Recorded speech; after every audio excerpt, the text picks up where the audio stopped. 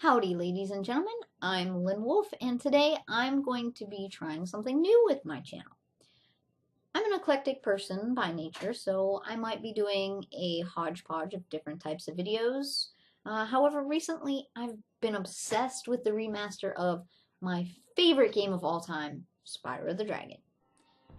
I've been madly clicking on all the update videos from Jordan Fringe, Canadian Kaye, Erin S, VTNVIVI, and Crystal Fissure, among others, and even making a lot more comments on their videos than I usually make. So I thought, why not weigh in? Why not be a louder voice within the Spyro community? By the way, shout out to everyone supporting Spyro, its remaster, and of course Toys for Bob for listening to the fans. I couldn't have hoped for a better throwback to my childhood, and to have our voices included in the recreation of a masterpiece is nothing less than extraordinary. I will be doing top 10 lists, giving my thoughts on the original games, and the remastered versions, and sharing ideas that I have about the franchise.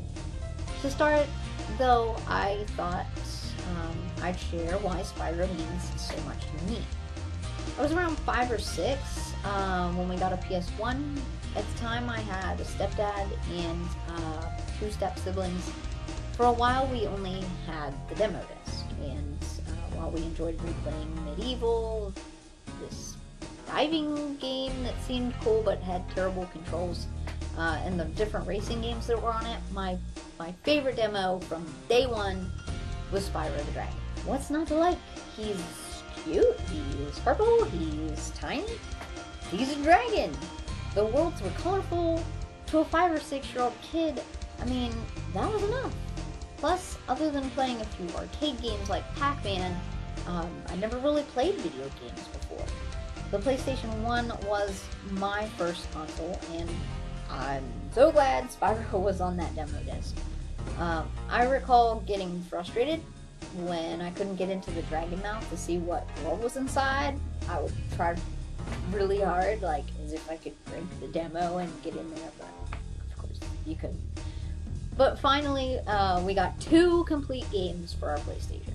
One was Gran Turismo, and the other was, you guessed it, Spyro the Dragon. Which one did I prefer playing? Racing cars around the same track for 500 laps, or running around as a tiny purple dragon, flaming sheep, burning flowers, and laughing at Nork butts? Of course, I always wanted to play Spyro. My step-siblings and I would take turns passing the controller when we died.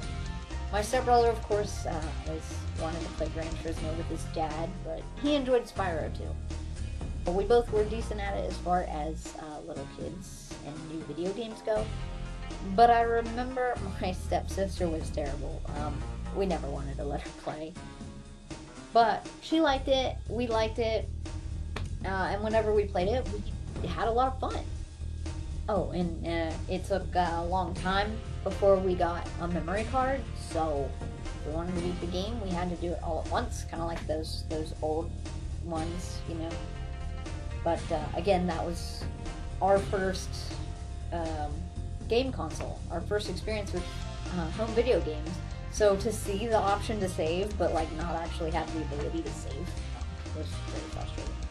So as you can imagine, it took us a while to play through the game, and by the time we played through almost the entire game, our minds and eyes were tired, and we didn't have the stamina to beat nasty Mark. Talk about frustration! On top of that, when we finally did get a memory card, it seemed no matter how many times we saved the game after completing either North Cove or Twilight Harbor, it never actually saved. So, not sure if that was a glitch in our disc, or if it's supposed to be that way. Nevertheless, we never beat the game before Spyro 2 Ripley's Rage came out. We loved that game. The bosses were memorable and challenging, which actually I didn't realize until much later that Toasty and Blowhard and Dr. Shemp, I didn't realize that they were actually bosses, because they really, even for a kid who didn't play video games, they seemed kind of underwhelming, but I still liked them. There were new characters to look at and talk to in Spyro 2, and there were so many challenges, and it was so hard. But unfortunately, my mom and stepdad would divorce not long after we got that game, and I lost my step-siblings. Looking back, I think I was really depressed at the time. I didn't really want to get out of bed most days. I just kind of became really lazy. That's when I lost my ability to play with toys. Like, I didn't want to play with toys anymore. I still had some that I held on to for a long time, but I just couldn't play anymore. But I still played Spyro. I still played my video games sometimes. Spyro in particular. And eventually I completed both Spyro 1 and 2. But I never got Year of the Dragon. I recall playing the skateboard level from Sunny Villa when some kid brought it into the summer activity camp or something once. But it wasn't until when I entered high school and I met my friend Kayla that I was able to borrow her copy and play through the game to completion. I actually played Enter the Dragonfly before Year of the Dragon.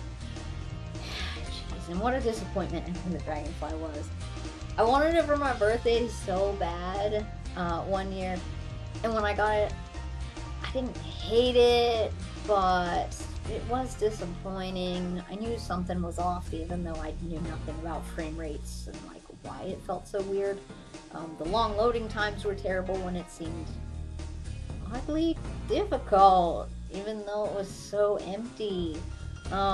I still really like the slide challenges though, and that level with the Sleepy Bears for some reason. I did complete that game after a few attempts. I played a Hero's Tale twice, but never to complete. The reason? The Attack of the Corrupted Demon.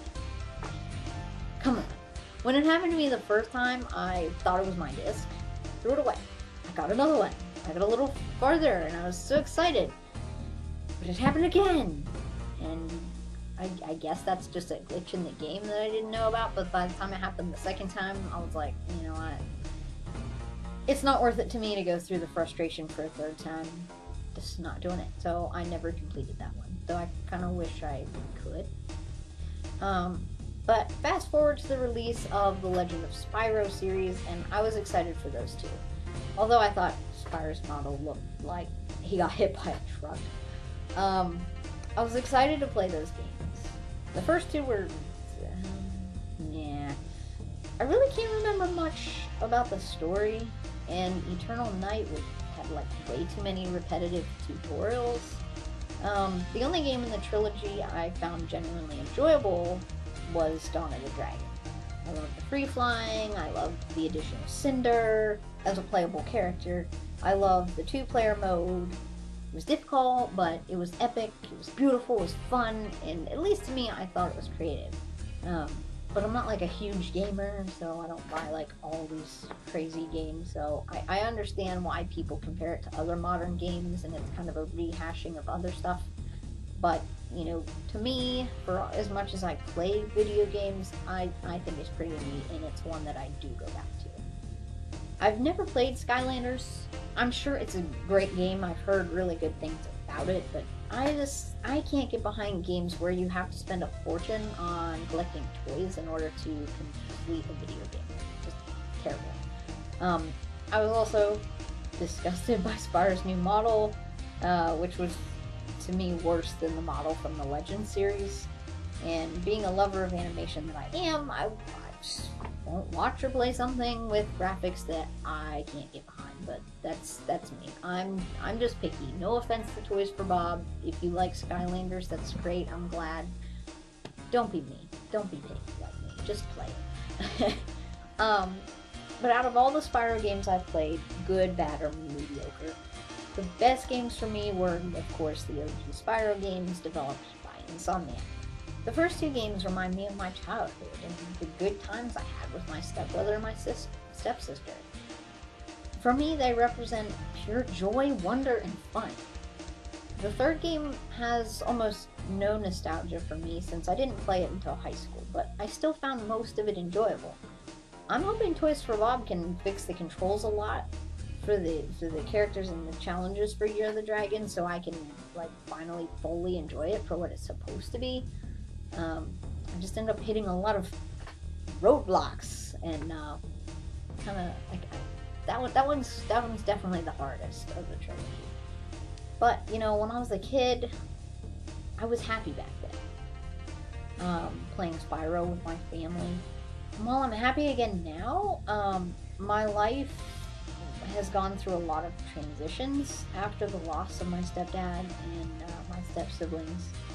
While many of my memories have faded, Spyro is the symbol of my childhood and the innocence that went with it. In my heart, it belongs to a chapter in my life that at the time was perfect. Do I want that time back? No, not necessarily, but it was a good time. Dare I say, a great time in my life. To this day, whenever I revisit Spyro, which I do at least once or twice a year, I play through the games to recapture that joy, simplicity, and to relax and be a child again. To see Toys for Bob recreate the OG Spyro series is nothing short of a revival of hope that had been lost with the downward spiral of the Spyro franchise. It's also a reminder that while we can't reverse time and become kids again, we can find and recapture our inner child if only we allow ourselves to do so. And to remember, you know, how freeing it is. Spyro is still magical, fantastical, and fun, and Toys for Bob is ensuring that we'll all have even more of this world to experience through childlike eyes. I'm also ecstatic that Activision understands how much we love Spyro, and is taking advantage of that with its marketing and its merchandising. It was always heartbreaking to me that Spyro had almost no merchandise when I was growing up. But finally, our purple little buddy will get the respect and the recognition he deserves. But of course, this isn't all about me. I want to hear your Spyro stories. Comment below and share your experiences with these games. And if you're able, don't be afraid to make your own videos and show your support as a member of the Spyro community. Also be sure to check out videos from Jordan Fringe, Canadian Guy A, VTNVIVI, Erin S, and Crystal Fissure, among others. No doubt you've already heard of them, but since they've inspired me to let my voice be heard, I think they deserve a huge shout out. But that's going to do it for now. Leave a like or a dislike if you want, because all opinions are welcome here. And be sure to subscribe if you're curious about my upcoming content. Once again, I'm Lynn Wolf, signing off.